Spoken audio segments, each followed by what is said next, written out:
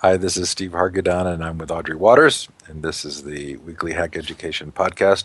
Hello, Audrey. Happy Friday. Happy Friday. This is Friday, the 15th of June, 2012, and you have started a newsletter. I have started a newsletter. I haven't.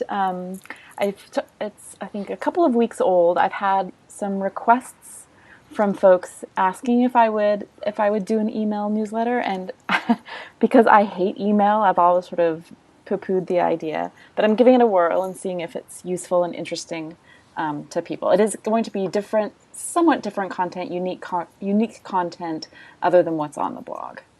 Interesting. I would have thought that you could start just with your weekly post. It has some of that. I will have pointers to some of my weekly news roundups and to our podcasts, of course. Of course. Well, good. I can't wait. I did sign up. Good, thank you. So you already missed the white MacBook and all its plastic clunkiness. I do.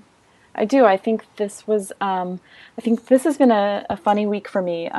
Monday started off sort of on a bad foot in a lot of ways with Apple's Apple's developer conference their big keynote on Monday, and it's sort of a strange and unsettling and at times sort of awful experience to watch and even sort of start to feel yourself sucked into the frenzy, the way in which we fetishize sort of Apple hardware. So Apple unveiled sort of the upgrades to its MacBook line. They also announced some changes to their operating systems. But I think that the direction that we're seeing Apple go, I think we need to sort of really stop and think about, particularly around education. What does it mean to really support a company that clearly doesn't want us to hack open its hardware and to really tinker with its operating system or its app ecosystem? And to me, the end of the white MacBook really symbolizes the end of that moment in Apple's history. This is not a hardware hacker hobbyist computer anymore. This is not the Woz in his garage making the first Apple. These new devices are something else entirely. But was the love of Apple in education by 99% of the people actually related to any of that, or was it just that it works well? I do think it was around working well, but I think that Apple has had a strong sort of hackability to it. In terms of the ease of use, and for people for novices to sort of feel comfortable with it. So I do think that Apple has a connection to handing over kids' devices as well, hoping that they will tinker with things and experiment, not solely with the hardware, but certainly just in general. I think that Apple has been synonymous for a long time, or certainly in previous generations, with a hacker ethos. That's so interesting because I would not have said that. Having worked for a long time with Linux in schools, it felt like Apple was sort of the antithesis of the actual sort of hackable software or computing. Interesting. But it's certainly all about the iPad. Well, it is all about the iPad, and it's certainly all about this sort of factory sealed computer now. So it's not just that the iPad and the iPhone can't really be opened up. I mean, there's special screwdrivers that you can't even purchase in order to sort of take apart your iPad. And now the new MacBook Air has that same sort of that it's sort of assembled that same way. You can't sort of pop it open and replace the battery. So if the battery dies on your MacBook Air, it's a disposable, it's a disposable $1,000 device. And the new MacBooks that were unveiled with the Retina display, I thought it was really interesting that Wired magazine called this the least repairable laptop that they've ever seen. So the parts are all custom made. They aren't something that you can sort of run down to Radio Shack and get a new fan. you can't replace the battery. So this is really Apple building in deprecating products hardware on an annual or on an annual scale. And I think that again, these are things that schools will have to really think about if they're going to make if they're sort of going to go all in with Apple hardware. So I'm thinking of that 1984 ad and thinking, is there some irony now in Apple kind of becoming the Orwellian company? I mean I think so, and I think that back to your earlier point, I do think that the Apple was popular because of its ease of use, not just for sort of the aesthetics. I mean, Apple has always had amazing aesthetics, but I think that it also because of just the simplicity and ease of use. And I think that that's still what you would choose when you choose Apple. But I do think that the trade off here is that you that with ease of use and with beauty, you are certainly imprisoned in that. It's a more beautiful sort of dystopian future than in that 1984 commercial, right? It's not as gray, or maybe it's like it's a sleek metallic gray, so we like it better than the white plastic of the MacBook. But it is, I mean, I do think it is still very much it is very controlled. Yes, they are a company that works from the basis of control. Yes, Now, the brilliance of that is producing an ecosystem around music, right, that nobody else was able to do, right. or a device like the iPad years ahead of anybody else. But it is so interesting for me as an Android user to hear somebody say, "Oh, I had to reboot my Android phone a couple of times or re-image it, so I went to Apple, an iPhone." So that actually, that makes sense to me. But I feel like there's so much I can do with my Android devices that I wouldn't be happy with an iPhone. I mean, I think that I think it's interesting because I have I think that a lot of folks that do make a conscientious decision to steer clear of the iPhone, they might not even sort of ever hack. They might not ever sort of want to hack on their phone, but you do want the freedom to do so. And I think that's the thing that, as a MacBook Pro user myself now, sort of realizing that if I were to upgrade to another device, I wouldn't be able to sort of pop it open and add more RAM if I needed to. That I really am beholden to what Apple thinks I need to use. The design and the dimensions and the processing power and the Retina display that Apple thinks I want and need. But that penchant for control leads to 67 million iPads being sold. And that's phenomenal. Right. Well, and I think that that's what we're seeing is that, the other piece of the end of the white MacBook is that this was very much the device. This was the low end laptop schools that were Apple oriented schools that were laptop school, Apple laptop schools. That's what they had was the white MacBook. And now it's pretty clear that Apple is pushing schools down the iPad avenue. And so I think that it's interesting again to think about what sacrifices are you making to hand kids these devices, certainly cheaper than a MacBook. But again, there's no command line, there's no ability to sort of hack on your iPad. And now with with the release of this new feature in its operating system, it's actually the guided access that will allow schools to even lock down the iPads even further.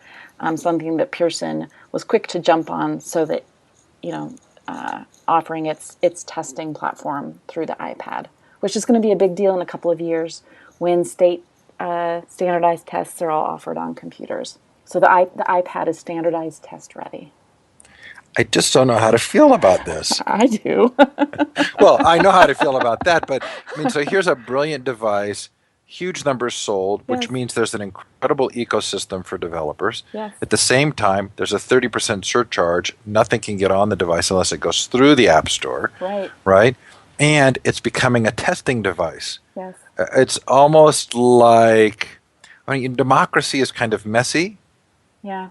And I don't want to make an inappropriate comparison, but you think about the choice you make. Well, I'd rather be free than have sort of the perfect setup. Yes. Is that a little bit we've sort of been led down this path, and now we're kind of giving up that freedom? I think, I mean, that's certainly what it feels like, and I think that it was really interesting to sort of to jump to a different story to look at some of the startups that presented at the launch conference this week. That they were that almost without exception, the startups were creating iPad apps. So not so there were a couple of ones for Microsoft Connect, but really the iPad has the mind share and it has the market share, and I think Apple is certainly doing all it can to sort of push schools to purchase these devices, and it's it's again it's one of these great examples of how the promise of technology of really radically changing how we learn and how we teach and what classrooms look like and what schools look like, what the system looks like, how quickly now we're seeing the iPad, this quote revolutionary device, be used to deliver multiple choice tests. So it's not that revolutionary after all. Wow. Okay, so tell me about Launch Education. You watched the live stream of this. Who organizes this, and what's the purpose? Yeah, I was really disappointed to not be able to head down to Mountain View for this event. This event was organized by Jason Calacanis, who's a serial entrepreneur, who's who I, I guess I should just best describe as sort of as a character. He's currently the founder of a company called Mahalo, which has had several pivots, but has now decided it's going to be an educational video company, since clearly no one else is working in that space at all. But anyways, No. Jason is an entrepreneur and an investor, and he put on this conference. He's put on quite a few startup conferences like this before, but this one was focused on education. So he had 30 startups pitch to panels of judges. He had a couple of keynote speakers, including Nolan Bushnell, who's the founder of Atari and Chuck E. Cheese, who now also is making an education startup because Oh, we're going to get to oh, Nolan. we sure are. And I was disappointed to not be at the event, of course, to meet some of these startups, as I'm all sort of curious to see what folks are building. But I really wanted to have a few words with Nolan Bushnell, so I missed that opportunity. He's a lucky Yes. man. Okay, so before we get to Nolan, uh, you liked the range of startups.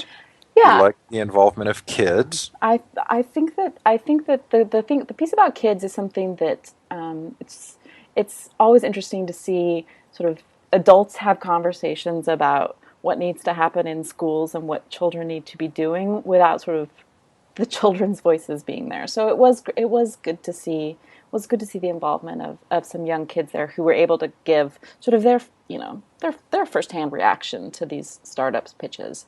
So I thought that was good. Was Adora there? That wasn't fair. And Well, the well, range of startups was interesting too. I mean, I think that I've heard some people criticize this because there were startups there like No, for example, who've raised $80 million on stage with startups who are sort of student run projects that have sort of bootstrapped together an app. So it's hard, that's a hard comparison. But I think that it's important to recognize that when we talk about education technology, it's a vast market. There's all sorts of differentials, and it's important to not see that everybody is sort of doing the same thing. some of what you didn't like, the sort of late involvement of teachers Yeah. and stock photography and testimonials. Yes. Yes. The apparently the everyone was sort of told what their pitch should look like, and they felt in a lot of cases very disingenuous, um, particularly with the usage of stock photography and sort of the invention of supposed sort of users who had their lives transformed by these apps. So It reminded me how every State of the Union address since Ronald Reagan now invokes some specific example of an yes, individual. yes, Yeah. I mean, it did seem very formulaic. But Okay. nothing was upsetting as much as Nolan Bushnell. So let's talk about that. Oh, I don't want to get almost there. Okay, Almost there. okay. You said there was a difference between the teacher and the investor reactions. Oh yes, this was really interesting, and I think that this is, this is something that I see so often in Silicon Valley is that there's a real gulf between the sorts of things that investors find appealing for, for that's their job. Investors, they give these startups money and in the hopes of making sort of, you know a healthy return on their investment. But it was really interesting to see sort of the startups offer their pitch, the investors on the judging panel be like, yeah, I don't think that's a great idea. And then the teachers in the audience say, no, actually, this is totally what this solves a real problem and we love this idea. So, and then similarly, some of the ideas that the investors thought were awesome that were I'm not sure were particularly interesting for teachers. So You said there were some outsider questions that made you chuckle. Do you remember what those were? um, I can't remember offhand what they were. I wish I could. Okay, well, that's a good segue then into the tweet stream. So obviously there was a lot of drinking of Kool-Aid, right? The guide on the side versus the sage on the stage. I mean, that's the first time I've heard that phrase. Yeah. I actually appreciated uh, the immune system quote and then your response. So this was part of no, the person on stage for No, who I can't recall who it was, their CTO perhaps. He described the education system as having an or the education market as having an autoimmune system. And I was just sort of giving my snarky feedback to that. So, Which and your snarky feedback was, well, maybe that's not a bad thing. well, I thought, I mean, this was sort of my, my. I thought that my elementary view of biology is that autoimmune systems are what fight disease and keep you healthy, and that if it's not that the it's not that an autoimmune system prevents change, it prevents death. But Larry Cuban, I feel like, has addressed this sort of more in depth than anybody else. But sort of this duality of schools kind of absorbing new technologies and repurposing them, but also remembering what's really core and most important in education. right, yeah. There was a quote about young minds versus eyeballs. Do you want to explain that?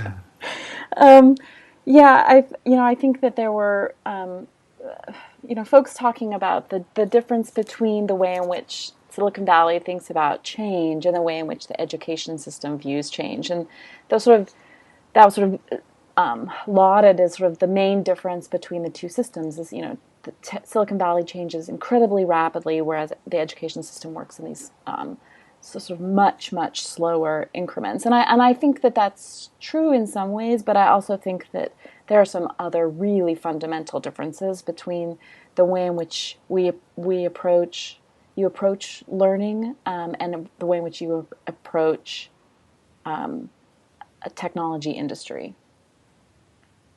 Yeah. Uh, okay, so no holds barred. No holds What barred. what was Nolan Bushnell talking about? So his new startup is called Brain Rush, and his idea is that if you help students, if you have spaced repetition and in memorization, that students can learn so quickly that they would be able to finish high school in the entire curriculum of high school in a month or two. So he's devised a system, an online website in which you can be quizzed super quickly and you, it's hard for me to deliver this without cracking up. You can be quizzed super quickly, and that is awesome. And so he gave the keynote about the way in which brain science and sort of the sort of cognitive approach, memorization, is going to help address the problems that he identified with a failing school system, with a higher education bubble, and with the sort of the disconnect between why we force students to stay in school and what they really need to know in order to be successful. Well, so if you could figure out how to make it possible to memorize, of course you could finish college in a couple of months, right? Because college is really just memorizing, right? Of course, it's of course it is. I mean, and I really think that it's going to be great when we can absolutely drill learning down into something that you can just inject into people's brains, and they won't have to have any sort of experience or hands-on. You can just they'll just be able to know it within a couple of minutes. That's a great future. I can't wait. Where someone can tune you like a Stradivarius violin. Where the father of Chuck E. Cheese continued like a Stradivarius violin. Well, and also the promise Absolutely. that we will answer more questions about learning in the next 5 years than all previous research, because of course we're so brilliant right now. Because we needed to have someone like the creator of Atari show us how to move the education system forward. This was fascinating. I does you almost wonder if he doesn't have a marketing handler to say stop. There were so many quotes that students would be shopping for a teacher. Well, most third graders I know are not really prepared to choose the right teacher. Well, I mean, I think that shopping for teacher, even if you think about how that works, oftentimes in college, where these are young adults who you would think would sort of make sort of these. If we're just going to think about it in this consumer decision, I mean, there's just so many problems with applying this sort of mentality to and this sort of really strangely skewed view of education, both the system and what learning looks like. It was a very strange view. I, for one, will be really glad to get rid of that 17th century literature. I mean, it was all consuming. It was all I read in college.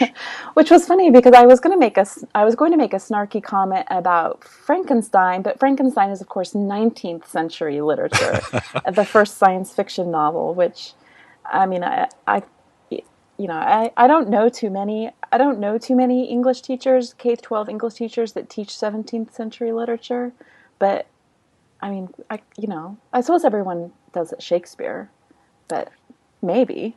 We would like to thank Nolan Bushnell for providing us with such fodder. I Yeah, don't think I don't think Nolan said it, but one of the final tweets was "Get teachers out of the way." yeah. This one, I mean, I was, again, I wasn't at the event, so it was sort of hard to. All I could glean was sort of based on the hashtags and the live stream. I sort of instant messaged a couple of colleagues that were there, but so I'm not sure really if there was this anti-teacher sentiment there. But again, thinking about not an event that doesn't recognize teachers on stage as being a voice that gets to participate in judging the startups, I think it certainly sets the tone for whose voice matters. And I think that, again, this is one of the dangers of Silicon Valley, where you have the investors' voice matters and folks like Nolan Bushnell, who I'm sure I'll never land an interview with now after this podcast. But clearly the man, I mean, I think he would do well to spend some time looking at Bloom's taxonomy, I think. I'm not assigning him the full Audrey test. Just that one piece would be really good.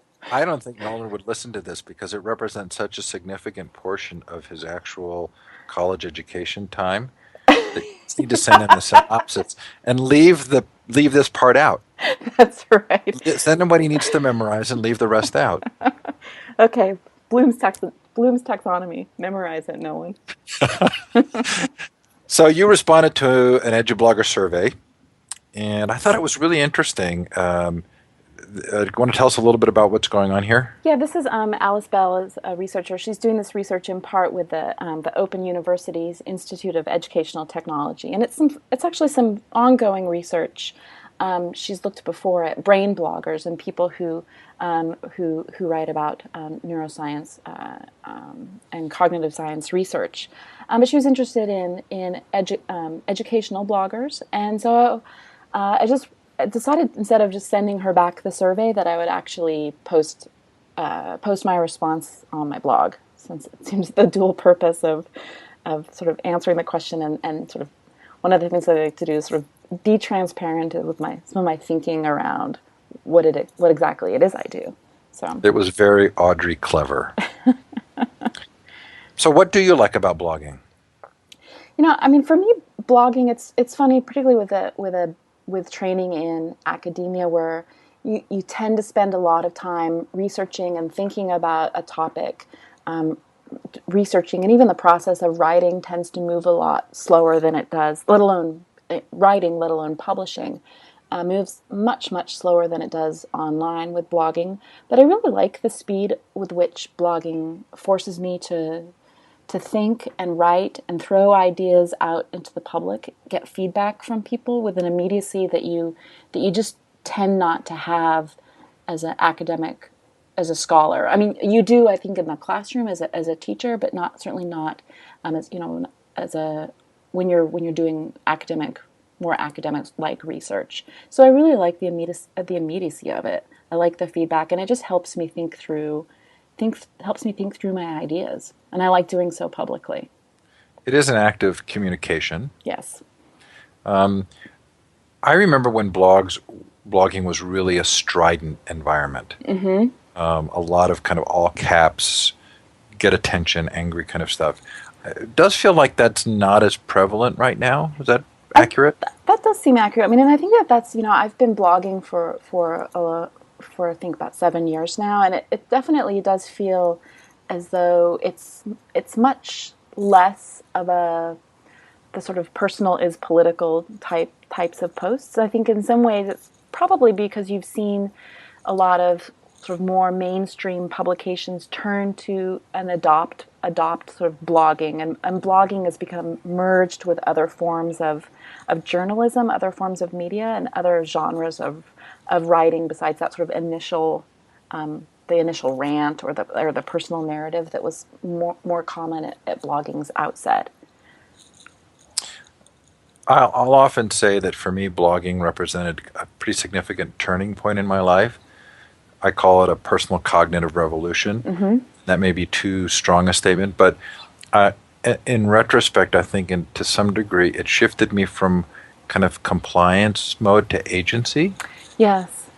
Well, and when I first started blogging, I was in graduate school. It was sort of in the early days of academic blogging, and it was very interesting to be sort of, I was at the time on the career path to become, I wanted to be a professor, and so thinking about what it meant to write about academic work in a public forum was quite taboo, and I didn't blog under my own name. And it's interesting to think of what's changed and what hasn't changed in terms of the acceptance of blogging and writing publicly, and being a public facing, whether it's a public facing scholar or a public facing student or researcher.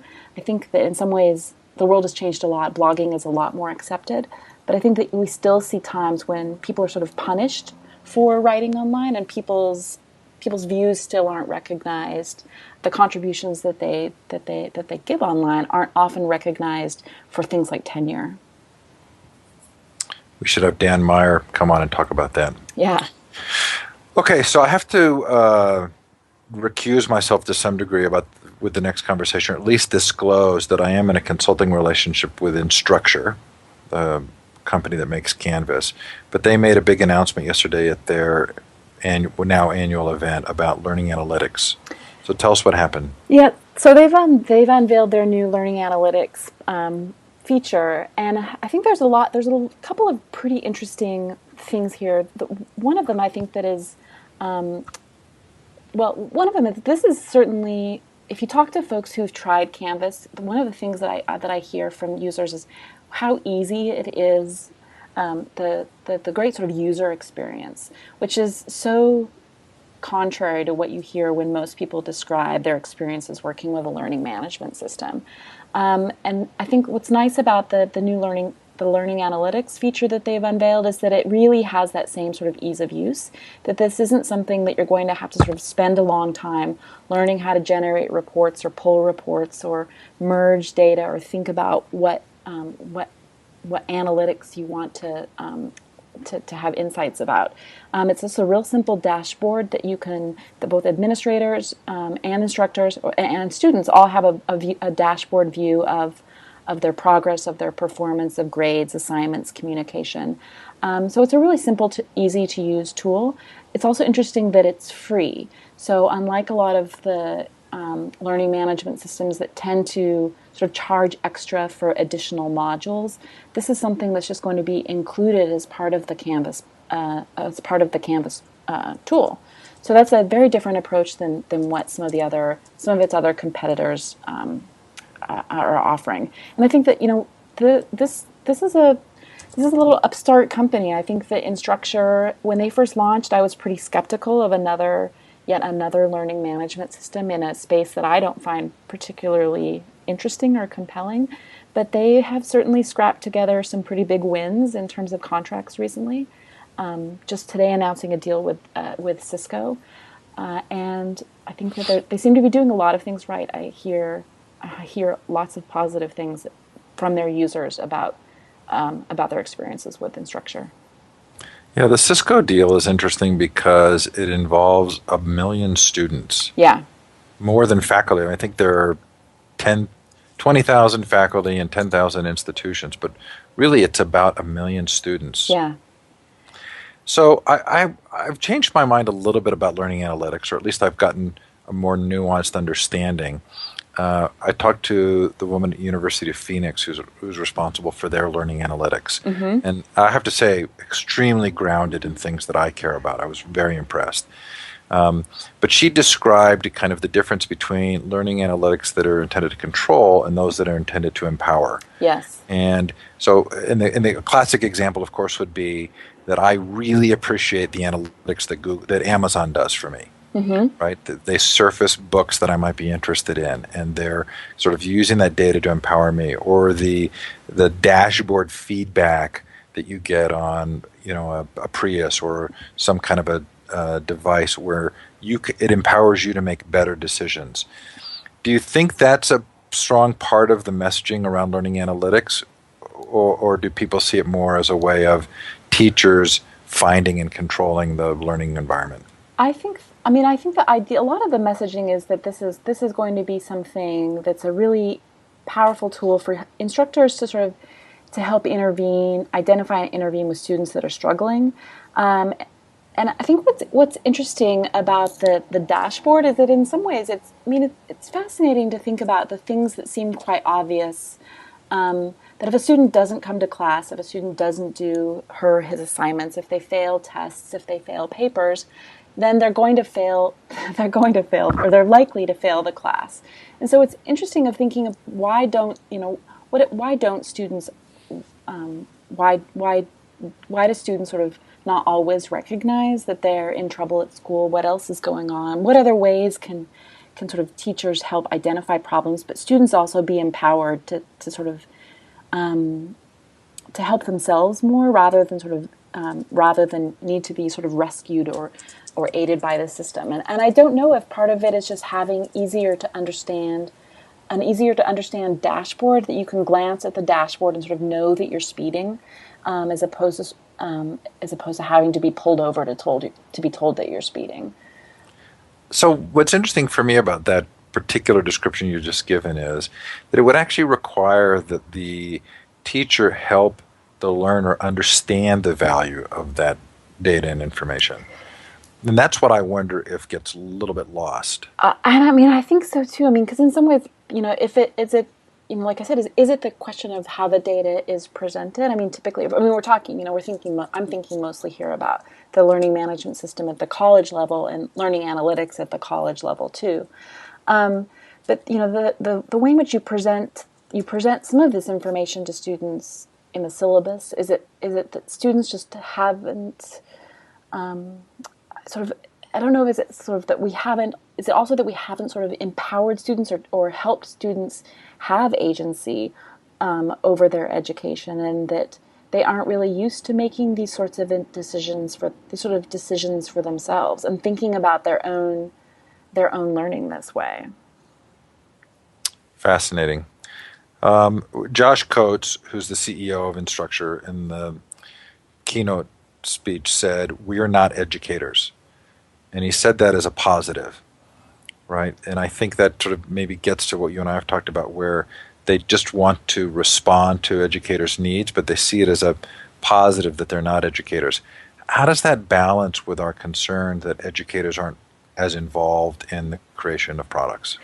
Well, I think that this one of the great things about startups, whether they have educators on the team or educators as founders or educators as CEOs or not, is that the feedback loop and their responsiveness to their users, to their consumers, to teachers, to students, companies just seem a lot more. The startups just seem to be a lot more responsive. I mean, I think in some ways they have to be. I mean, that's their edge. That's their edge over these big corporations. Is you can have access to one of the guys from Instructure a lot easier than you can probably have access to the CTO of Blackboard. You can sort of get their ear and make a case, and they're willing to. I think they're willing to listen more than some of these big companies feel like they need to, or that they even necessarily can. So I think it's not just a problem of, it's not just a matter of, are there educators, but it's sort of, are you listening to educators, and what's driving your product forward? Is it the problems? Is it solving problems for teachers and students, or are you sort of solving problems that nobody necessarily has? So with the Cisco deal, I think it puts Instructure in a place where their combined number of users is pretty substantial. Yeah. Is there an economy of scale in the cloud that makes it more likely that an organization like Instructure can continue to be small and responsive, or is it inevitable that they will become sort of larger and less approachable?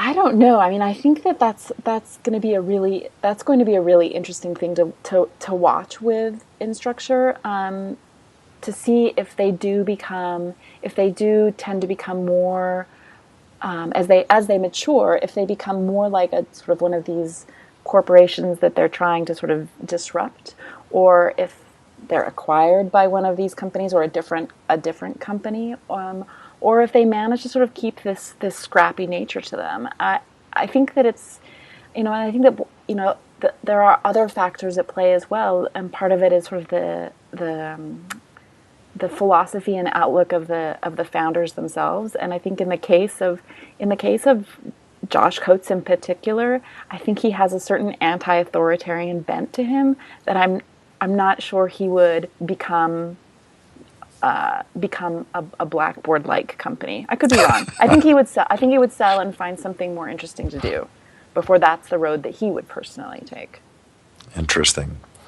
Okay, so we're going to move to your weekly news summary. I love the food photo. Was this actually taken by Martha Payne? It was indeed taken by Martha Payne.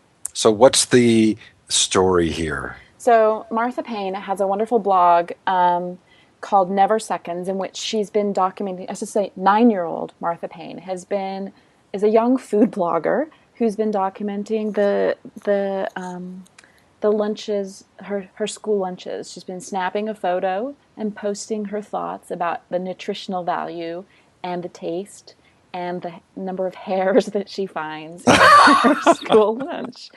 And the story happened to get picked up, I think, by the local news. And then in one of those sort of, it's become, in the last couple of days, it sort of, there's been some controversy as the school district decided to censor her blog, and they demanded that she stop bringing her camera to school, stop taking pictures, stop writing this blog, and shut down the site.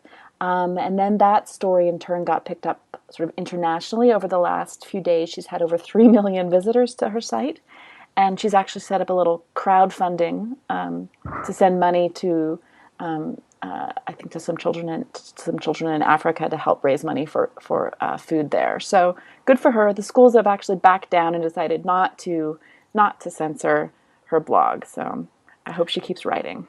This has to be one of my favorite stories of the whole year. Classic. Yes. Do you know, was her blog hosted? It's a blogger. Okay, So so it wasn't actually on the school's web server. nope. How did they censor?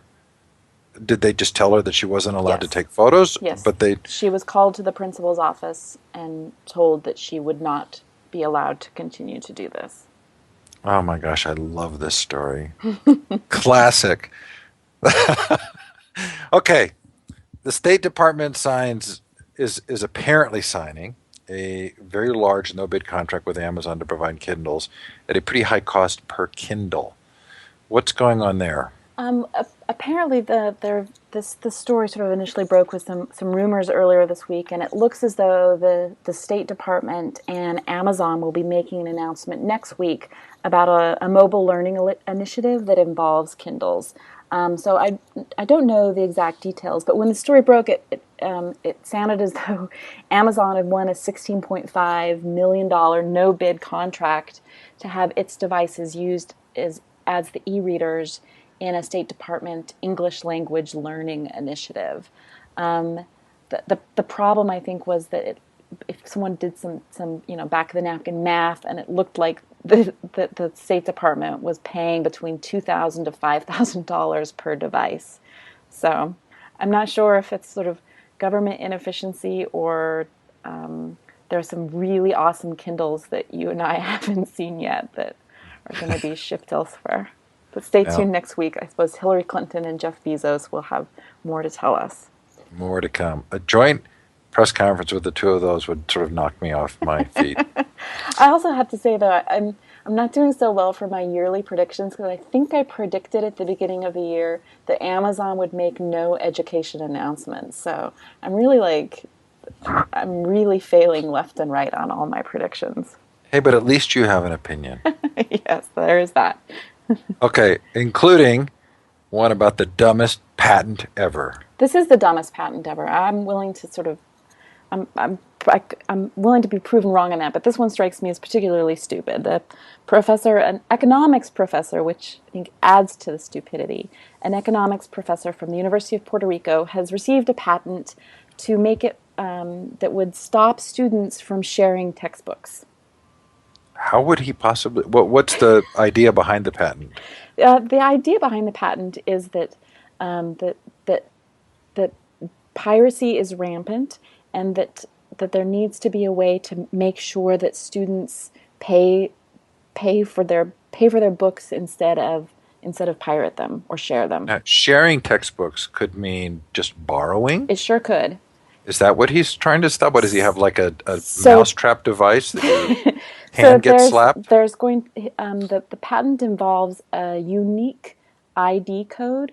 So this is around digital textbooks. A unique Ah, ID code that you would not be able to access it unless you used your code. So I don't know how you like. I guess you could share that code, but it's really dumb. I mean, it's dumb on so many levels. I mean, it's dumb that an economics professor would find this to be a solution as well. I mean, I think if there's a problem around the sharing of text, if there's a, I mean, I think that there is probably an interesting economics story around sharing textbooks, but it's sort of strikingly strange that an economics professor would think that's something that requires a crackdown on sharing instead of, you know, maybe a better alignment of the price and the market and the demand.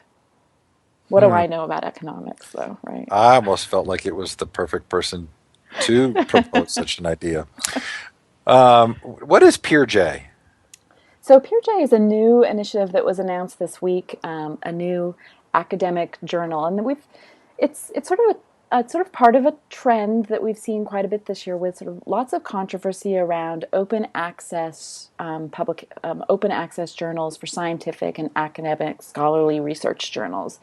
Um, there's this one has the backing of Tim O'Reilly from O'Reilly Media, so it has some sort of Silicon Valley credentials to it.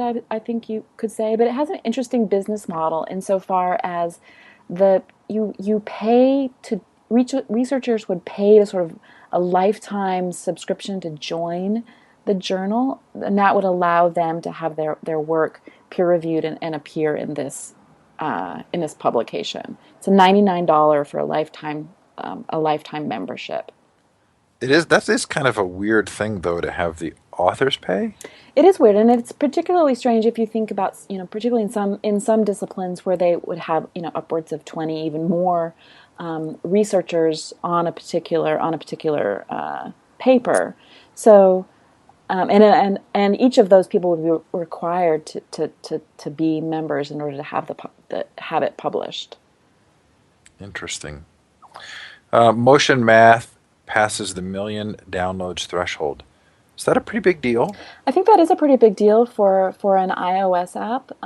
This is a I think that they've just released their fourth or fifth app, and the latest is Hungry Guppy that helps. This is their first sort of preschool age app to help kids learn some basic numeracy.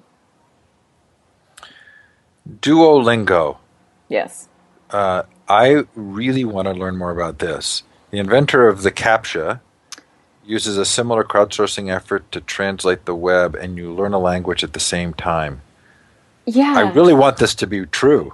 This is a, I mean, this is, the company is still in a private beta. I think they're supposed to actually have a public launch this week or next week. But I'm really, and I chose this nonetheless as one of my favorite startups from last year. And that's partially because of the founder, Luis von Ahm, who's a professor who was the inventor of CAPTCHA and reCAPTCHA, both technologies were acquired by Google. And I don't, as most people are probably familiar, if you think about how the reCAPTCHA works, it actually works in conjunction with the Google Books scanning and translation effort. So what you see on those CAPTCHAs is actually an attempt to sort of have humans validate the OCR, the optical character recognition, that's been used in the Google Books scanning. So it has the process of sort of verifying that you're human online with a CAPTCHA has this dual purpose of also helping to verify the OCR in the Google Books. So it's a similar sort of idea with this. It's how to translate the web. So you're going to be you'll be given terms that that are using that same sort of crowdsourcing effort in order to translate websites, but it's geared around language learning. So I think it's a really cool idea, a way to get accomplish two tasks at once. So I had lunch today with the woman at Cisco who oversees the Networking Academy. Mm-hmm. And one of the things that she said that I really want to learn more about is that they're finding that the kids who learn English as a part of learning networking are actually learning English better than the kids who are just taking an English language course. And the theory is that because it's something actually practical, right, that there's much more incentive in an actual learning taking place. That's interesting. I mean, it wouldn't surprise me. It seems to sort of coincide with a lot of things that we think when we think about sort of project-based learning in general. Is sort of if you're actually working towards something that's meaningful and authentic, that the rest sort of falls into place. Sort of. I mean, I think that's one of the problems with language. You know, the way some language instruction works is it's all very much geared around whether or not you're going to be a shopper or dining out at restaurants abroad. It's not always very practical for how you would actually be using a language in your job or as a. I mean, I think it's geared on you being a tourist. Wikispace announces the integration of Google Apps for Education into its wikis. How does that work? I'm not sure how it works under the hood, but from what it looks like, you'll be able to actually add to your wiki so that it calls the documents as sort of part of the wiki instead of just having to embed a document into a wiki page itself. Can't wait to try it. Just like I can't wait to buy a little one-piece outfit for the next infant I come across that says Khan Academy on it. Yeah, no comment. What do they call those, onesies? Yes, exactly. I want a Khan Academy onesie. Swag. Yeah, get your Khan Academy swag now. The New York Times is closing its online learning venture Knowledge Network. Yeah, this is this is interesting thinking about the popular the sudden popularity in the media, at least, over online learning. To find that the New York Times, which has sort of been in the business now for 5 years, is actually shuttering its knowledge network. It had some agreements with some small universities to offer classes, but apparently it hasn't really gone anywhere. Speak for Yourself, a popular app for young autistic children, is being removed from the Apple Store because of patent litigation. Do you know any more? Um, I this the patent lawsuit was filed earlier this year, but it looks like Apple has finally yanked the app with the pending litigation. Apple's yanked the app from the store, and I think that this is one of those cases where there's been an incredible amount of sort of upset around the way in which patent litigation is being used right now in the technology world. I mean, sort of most famously recently, there was the lawsuit between Oracle and Google over sort of control of some of the patents that Oracle had acquired when it acquired Sun Microsystems. And so I think people are feeling as though patents are sort of being used as this unfair way to shut down innovation, rather than to actually protect the inventor's original IP, or sort of the notion is to protect people's IP, but it's actually being used for other purposes. And this in this particular case, it's sort of unfortunate. The Speak for Yourself app was very popular, particularly for folks with autistic children, and it's just a shame that now this is sort of being targeted by what some people are suggesting is a patent troll. The University of Virginia's president, Teresa Sullivan, is stepping down. Yes, or was she pushed? I think pushed pushed out. This is There have been a number of announcements of retirements and resignations in higher ed as the year end comes to a close.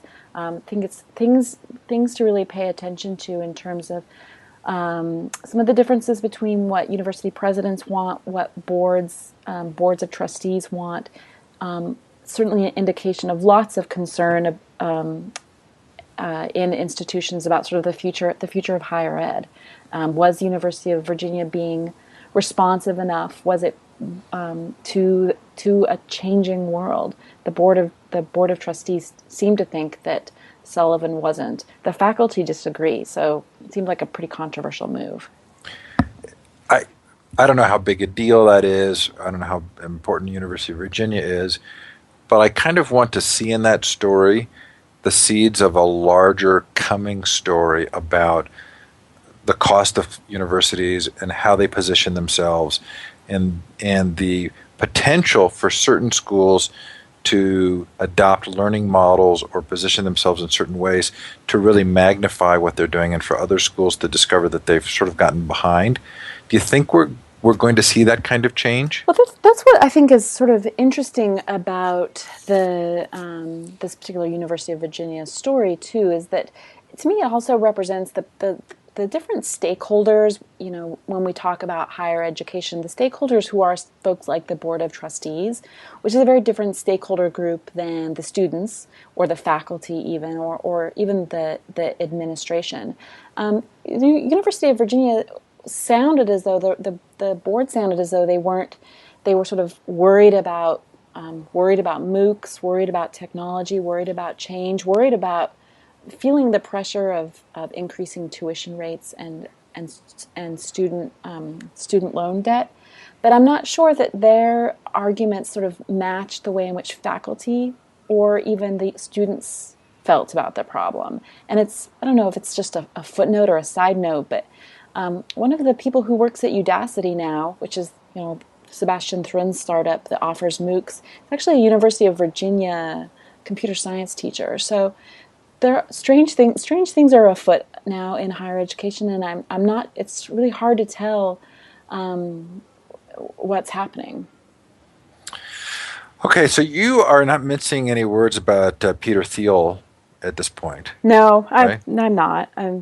Um, no, and Peter Thiel just announced the second. This will be the second year he's awarded 20 students under the age of 20 under 20 program, giving them $100,000 to drop out of college. And I mean, I've talked a lot before about sort of the problems I have with this, with the program, with the narrative. I think that it suggests about, and with I think with Thiel's own sort of role in talking about the questioning the value of higher education on one hand, and yet teaching at Stanford and being a Stanford graduate himself. I'm also a little dismayed to see once again that in the selection of these 20 students that again this is an overwhelmingly male group. I think conforming to some of the stereotypes about that we already see in the tech world about where innovation comes from and who's participating in a new technological world. Certainly women, not women. Only 2 of the 20 were women. And the same as last year. 2 of 24 were women. Well, I ran down to the local store trying to see if I could buy a Gates Foundation galvanic response skin bracelet, but they didn't have any in stock. I think we need to send them out to the podcast listeners so we can tell if they're engaged or not. I think this is a multi-level thing, like those were the holographic ones. This was a hugely interesting story.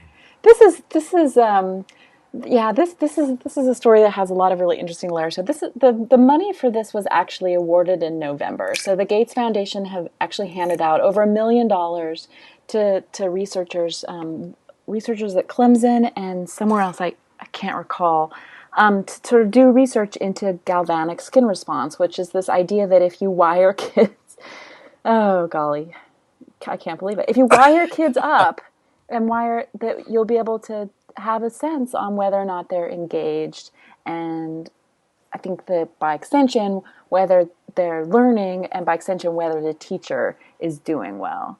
I think that the levels of scary are sort of, there's sort of the levels of scariness and silliness are sort of there are multiple levels, but sort of Diane Ravitch heard about it, sort of raised some eyebrows. Lots of folks are asking questions. Sort of $1 million to wire kids up doesn't seem like the best use of $1 million. But Well, I think they need to merge that with the Nolan Bushnell program. So you measure them during the very rapid period of time when you're dumping this information into their brain, and then the kids don't actually have any responsibility or agency to direct their own education. Well, Bushnell did know that he's learned after all these years of how to really get kids to buy tickets for games while they're eating pizza. So maybe they do. I mean, maybe there is the Chuck E. Cheese galvanic skin response school is really something that you and I clearly aren't. We aren't on the cutting edge enough to understand. Fascinating. I mean, it is really hard not to see that as kind of a lab rat concept. Well, and right? it's also really hard to think. I mean, on one hand, sort of, it's great that we have this sort of philanthropic effort. And one of the stories that I highlighted on my other post was something on the All This Week by about the sort of what is this billionaire philanthropy that we're seeing in the country right now? It's not just Bill Gates. It's the Walton Foundation, the Broad Foundation, lots of these sort of philanthropic foundations but what are they throwing money at? And it's great. I mean, it's great that they're giving away money. Great. I mean, it's hard to sort of knock that. But when you see money being spent on these sorts of things, I can't imagine. It's just hard to imagine how this got, why this grant would be funded. It seems like a spray and pray mentality. Does the Gates Foundation fund everything? Do they say no? I'm quite certain they do. Well, you need to have more wires hooked up to children in your grant request. I tried that with my kids. It just didn't work. I mean, that's the irony of the whole thing is anybody who's been through teenagehood with children knows that there's a complexity here to learning and motivation and relationships that these kinds of simplistic ideas don't capture. Well, I mean, I think that that's precisely right, and this drive towards efficiency that is that I mean, talking earlier about the messiness of learning. I mean, learning is messy and it's wonderfully so.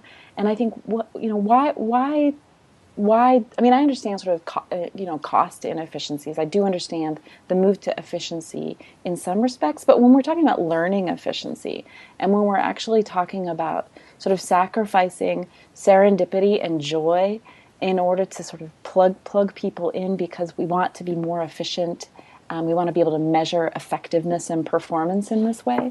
I mean it does feel very robotic. Okay, we're almost here at the finish. And just a sad story. I don't quite know how to feel about this. These trucks that were storing the cell phones for the kids because they were banned at school. Then, of course, with all the publicity around the trucks, one of them gets robbed at gunpoint. Yeah. Yeah, I mean, I couldn't help but throw that story in as a follow up. A couple of weeks ago, we talked about these gadget storage trucks, which are becoming really popular in New York City, in particular, because of the bans on cell phones. And lo and behold, you're sitting in a truck with 200 plus cell phones sitting in the back seat, and someone robbed the truck, and there you go. Lessons learned for all of us, I'm There you sure. go. I think there we go. Yes. Audrey, another great week of posts. Thank you so much for all Yes. that you do. And I will see you next week at ISTE. Can't wait. All right. Take care. Bye. Bye.